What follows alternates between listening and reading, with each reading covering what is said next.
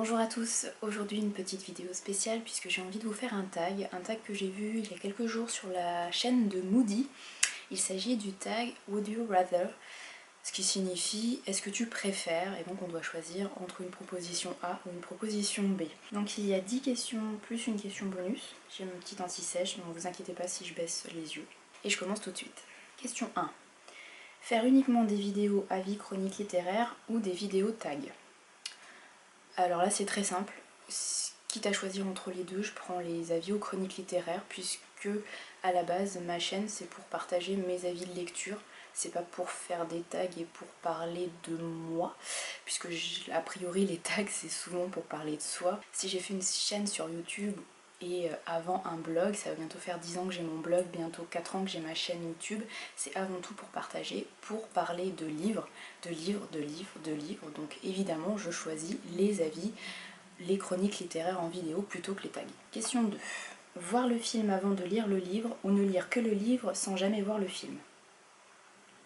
Alors, idéalement je préfère lire le bouquin et ensuite voir le film, mais là je pense que je vais choisir lire le livre sans jamais voir le film, puisque des deux supports je préfère le support papier au support visuel, même si peut arriver qu'on soit très agréablement surpris par des adaptations de livres en film, et même il y a parfois des adaptations qui sont meilleures en film qu'en papier, qu'en livre, mais globalement à choisir entre les deux je préfère quand même le bouquin papier, quitte à jamais voir l'adaptation. Ce qui m'arrive assez régulièrement en fait, donc c'est pas vraiment un sacrifice, je me rends compte que j'ai lu beaucoup de bouquins en me disant bah tiens il y a une adaptation qui va sortir, je pourrais voir l'adaptation ensuite, et les mois passent et je vois jamais les adaptations. Donc en fait ça ne manque pas plus que ça. Question 3. Avoir une liste de tous les livres que tu as lus comme Goodreads ou Livre Addict, ou posséder une copie papier de ton premier livre coup de cœur. Donc là ça serait dans l'optique où on n'aurait pas le livre qu'on aime dans sa bibliothèque, si j'ai bien compris. Et ben dans ce cas là je préfère oui avoir le livre que j'adore, mon premier coup de cœur, je préfère l'avoir en papier plutôt qu'avoir une liste de bouquins que j'ai lus sur Goodreads ou Livre Addict. J'adore les listes, mais quitte à choisir, je préfère le bouquin à la liste qui ne sert pas grand chose une fois qu'on a lu les bouquins. Je préfère avoir des listes de livres à lire que des listes de livres lus. Elle est bizarre cette question, je crois que je ne l'ai pas très bien comprise. Quatrième question. Participer à un club de lecture régulièrement avec des non-booktubeurs ou aller luncher avec ton meilleur ami booktubeur une fois par an? Alors là, très facile. Je choisis d'aller luncher avec mon meilleur ami booktuber une fois par an. Tout simplement parce que je préfère la qualité à la quantité. Je préfère passer une journée, me faire un resto avec quelqu'un que j'adore, avec qui je m'entends très bien, plutôt que d'être dans un groupe de personnes que je connais moyennement. Je suis pas très rassemblement, voilà. D'ailleurs je fais pratiquement pas de meet-up, ça me botte pas plus que ça. Pour les salons du livre, j'aime bien revoir, faire coucou à des gens comme ça que je connais vite fait. Mais globalement, par exemple pour les Imaginales, salon dans lequel je vais depuis 5 ans, avec le même groupe de blogueuses, qui ne sont pas booktubeuses, mais j'y vais avec le même groupe de blogueuses, avec qui je m'entends très bien. Et bah ça me suffit largement, j'ai pas besoin d'être entourée de 30 personnes pour être bien, au contraire, je préfère être en petit comité, mais avec des gens à qui je tiens vraiment. Cinquième question et je l'aime bien. Avoir le temps de lire tous les livres que tu veux lire ou avoir l'argent pour acheter tous les livres que tu veux lire? Alors là c'est facile, je choisis le temps. Le temps qui me manque. En fait, tout ce que vous voyez derrière moi, vous voyez pas grand chose, mais je vous assure que c'est énorme. Je pense que ça fait 800 bouquins en tout. C'est ce que je n'ai pas lu. Donc j'ai au moins 800 livres dans ma bibliothèque que je n'ai pas lu. Tout ça parce que je n'ai pas le temps. J'ai l'argent pour acheter parce que j'achète beaucoup d'occasions. Je troque, je reçois des partenariats, donc c'est pas un problème d'avoir des livres. C'est le temps qui me manque. Vraiment le temps. Donc je choisis le temps. La sixième question est sympa aussi. Choisir le casting des acteurs qui joueront dans l'adaptation au cinéma d'un livre ou avoir un pouvoir d'édition sur le script du film? Je choisis les acteurs parce que je pense qu'on a tous plus ou moins eu envie une fois de mettre des acteurs sur un livre qu'on avait beaucoup aimé. On s'est amusé à chercher des acteurs qui iraient bien pour jouer le rôle de personnage qu'on a adoré. Et je pense que je m'amuserais beaucoup à choisir, à gratter. Alors après, je connais très peu les nouveaux acteurs de la nouvelle génération, que ce soit les acteurs français ou les acteurs étrangers. C'est vrai que je suis pas très cinéma en fait, je me rends compte, honte à moi. Je regarde plus de séries que de films. Et j'aurais peut-être du mal à trouver des acteurs, il faudrait m'amener je pense des gros classeurs avec les photos de tous les acteurs plus ou moins connus qui tournent en ce moment. Mais ça pourrait être vraiment très marrant et je m'amuserais beaucoup plus à faire ça que refaire le script. Alors la question 7 est un peu bizarre. Avoir ton super pouvoir préféré ou avoir accès à une technologie fictive? En fait je crois que je comprends pas trop la question. Une technologie fictive, est-ce que c'est ce qu'on peut découvrir dans les livres de science-fiction? Je pense que oui. Je choisis le super pouvoir préféré. Je sais pas ce que c'est mon super pouvoir préféré, mais je choisis ça. Qu'est-ce que ça pourrait être mon super pouvoir préféré? Transplaner. Enfin, me téléporter. Transplaner chez Harry Potter, mais me téléporter. Ça serait pas mal. Être à l'endroit où on veut, comme ça, en un claquement de doigts, ça serait bien. Même s'il paraît que transplaner dans l'univers d'Harry Potter, ça rend assez malade les premières fois, quand on maîtrise pas trop le pouvoir. Mais je choisis ça. Ou voler. Voler dans les airs. Ça serait pas mal. Ou être un animagus. Ça serait bien aussi. Non, en fait, je choisis être un animagus, puisque si j'étais un animagus, je serais un faucon, donc je pourrais voler et je pourrais aller où je veux assez rapidement. Voilà, donc je choisis d'être un animagus. Question 8. Ah, elle est compliquée cette question. Lire une super histoire avec une fin décevante ou lire une histoire ordinaire avec une fin extraordinaire? C'est trop dur comme question. J'ai envie de dire que la fin, c'est quand même ce qui marque, ce qu'on retient d'une histoire. Enfin, j'aime bien, moi, avoir une fin qui marque. Et voilà.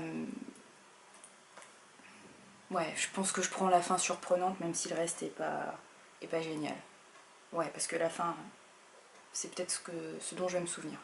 Quoique j'en sais rien, en fait. Après, j'aime bien qu'un univers soit bien développé tout le long d'un livre, que l'intrigue me tienne en haleine tout le long.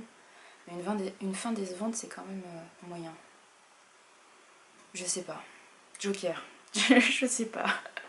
Question 9. Ne pas pouvoir lire dans un moyen de transport ou ne pas pouvoir lire en position couchée? Alors en gros, ça revient à dire est-ce que je préfère lire dans les transports ou est-ce que je préfère lire en position couchée? En fait, je prends jamais le transport en commun, quasiment. Quotidiennement, je vais au boulot à pied, parce que j'habite à 20 minutes à pied du travail, donc je fais 40-45 minutes de marche rapide tous les jours. C'est très bon pour la santé et je préfère ça que de me taper le tramway et le métro bondé de Lyon. C'est horrible. Parfois, je prends le train pour des longs voyages, plus rarement l'avion, et c'est vrai que j'aime bien lire quand c'est des voyages assez longs. Pas en voiture parce que ça me rend malade, mais en train et en avion. Mais c'est assez rare. Par contre, je lis couchée dans mon lit tous les soirs. Donc je préfère pouvoir lire couché dans mon lit tous les soirs. Enfin couché avec beaucoup d'oreillers derrière pour me retenir, parce que complètement couché ça fait super mal aux mains et aux bras. Surtout si le livre est énorme, c'est un gros format, c'est très compliqué. Mais ouais, je préfère avoir cette possibilité-là. Donc je préfère ne pas pouvoir lire dans un moyen de transport.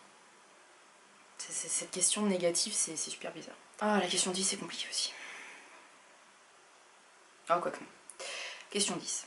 Relire ton roman ou ta série préférée comme si c'était la première fois, ou oublier que tu as lu le livre qui t'a le plus déçu?